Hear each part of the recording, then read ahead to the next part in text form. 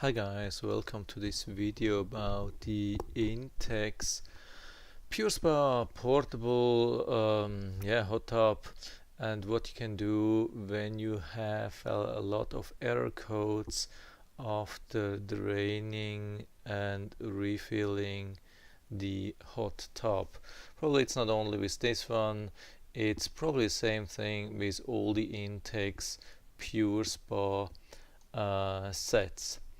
So what happened to me, I was draining, it was everything alright for about 1 month. And I was using the cover. Unfortunately, I don't see the cover.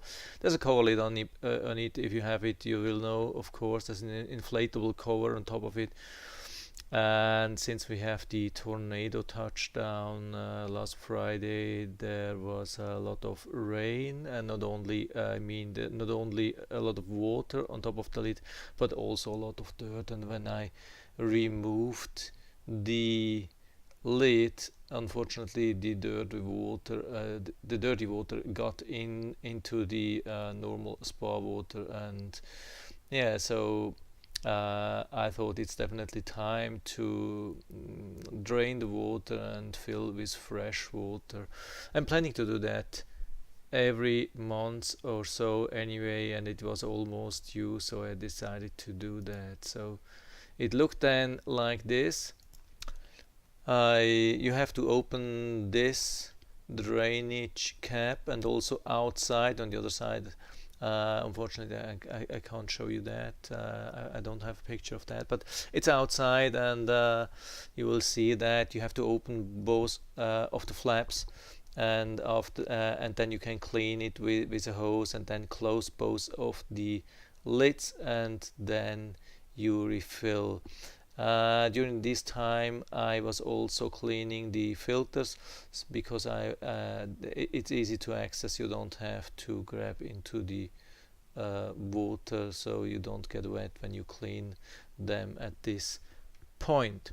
So I attached the filters and started filling the water up to the minimal, or even close to the maximum water. And then everything was okay. Of course, the pump was not running during this time, so I started the whole system, and then I started the pump. Of course, first you have to start the system, then you start the pump, and I heard some noise like pump, and it lasted for about 2 seconds, and then it stopped, and then the display, the thing here, started to throw a lot of error codes. So here we see the display a little bit better. Underneath we have I think the turn on is here, and then on the left side you have to start the pump, and then it started showing a lot of error codes. And I didn't have the manual ready, but when you drain and refill the water, what can happen? I started thinking what can happen. Of course, my first guess was no water in the pump.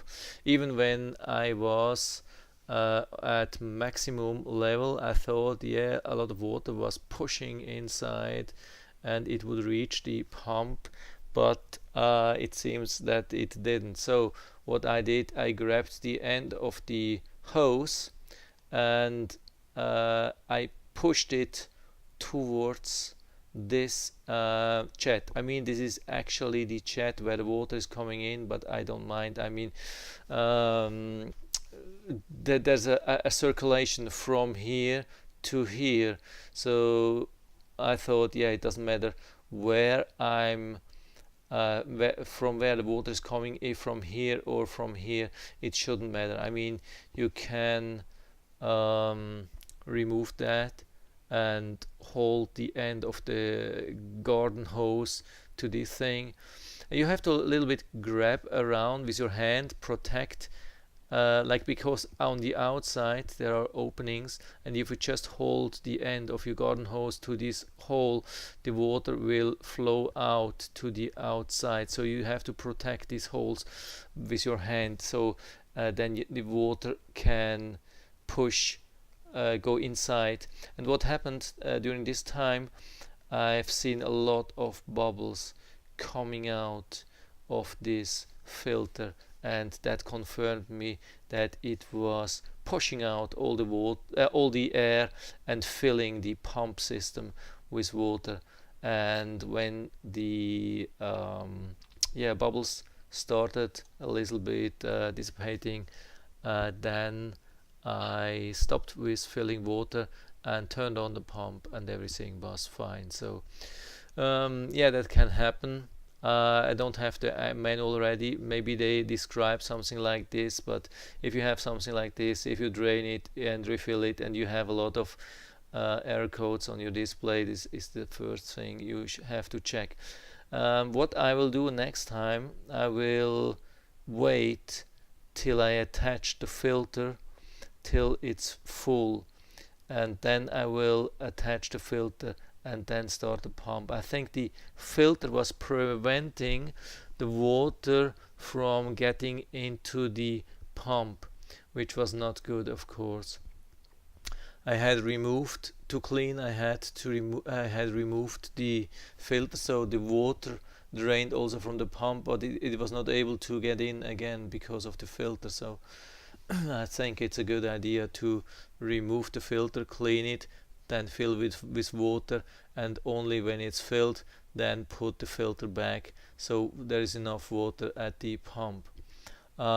Luckily there seemed to be like an emergency cutoff or stop, so the pump was not running a long time without water, and that's a good thing, because when it runs too long without any water, then it can be damaged, but maybe it would need hours, I don't know. With pool pumps usually it doesn't happen too fast, but at a certain point it will overheat, the pumps will overheat and die. So how can you make sure that you have water in the whole circulation? Of course, when you turn on the pump, when you don't have water, you will hear the the error codes of the LCD. And I was just double checking. I mean, after filling everything with water, turn on the pump, and I've seen no error codes again, but you never know that if this thing is properly running. So it's a good thing to hold your hand then in front of the jet, and then you will feel if there is water coming in or not. So that's it for now. I hope I was able to help you a little bit with that. If you have any questions or comments, just write to the comment section below, and I'm always happy to talk about these things. And if you like the video, give me a thumbs up, subscribe my channel. Thanks for watching, and see you next time.